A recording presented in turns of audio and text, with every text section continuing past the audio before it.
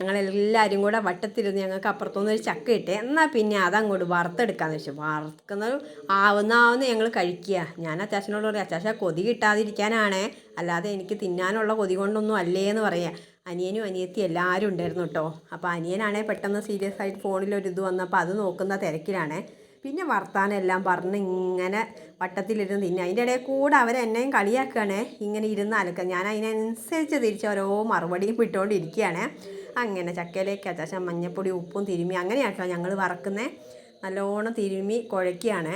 അതിൻ്റെ ഇടയിൽ കൂടെ ഞാനിങ്ങനെ ഓരോന്നും പറയുന്നുണ്ട്, അച്ചാച്ച അങ്ങനെ ഇങ്ങനെ. ലാസ്റ്റ് പിന്നെ ഞാൻ വേഗം അടുപ്പ് കത്തിച്ചു കൊടുത്ത് എണ്ണ ഒഴിച്ച് അച്ചാച്ചൻ അതിലേക്ക്. അച്ചാച്ചന് പിന്നെ ഫുഡ് ഉണ്ടാക്കാൻ ഭയങ്കര ഇഷ്ടമാട്ടോ.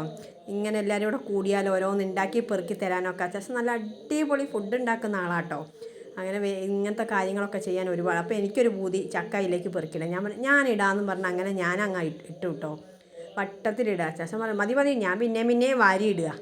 രസമാണ് ഇങ്ങനെ പെറുക്കിയിടാം. പിന്നെ പറഞ്ഞു ഇനി അങ്ങ് മാറിയിരുന്നോ, ഞാൻ തന്നെ ആക്കിക്കോളാം. അതിൻ്റെ ഇടയിൽ കൂടെ നമുക്ക് മേലേന്ന് ഒരു കുട്ടി, പിന്നെ എൻ്റെ ഫ്രണ്ടാണ്, നല്ല റംബുട്ടാൻ കൊണ്ടു തന്നു. പച്ച കളറാണെങ്കിൽ അടിപൊളിയായിരുന്നു കേട്ടോ കഴിക്കാൻ. അപ്പോൾ അതിനെക്കുറിച്ച് അച്ചാച്ചന് വിവരിച്ചു കൊടുക്കുക. അപ്പോൾ അച്ചാച്ചൻ പറഞ്ഞു സ്വന്തം പറമ്പിൽ നട്ടാലും അവനവൻ ഉണ്ടാവുമായിരുന്നല്ലോ. ഞാൻ പറഞ്ഞു നട്ടിട്ടുണ്ട്. എന്നുണ്ടാവാനാ, തയ്യല്ലേ നീ നട്ടേന്ന് പറഞ്ഞു. പിന്നെ വറക്കുന്ന കോരിയിടുന്ന അനിയത്തി ഒരു മോഡലൊക്കെ ആക്കി കുപ്പിയിലേക്ക് ഇടുക കേട്ടോ.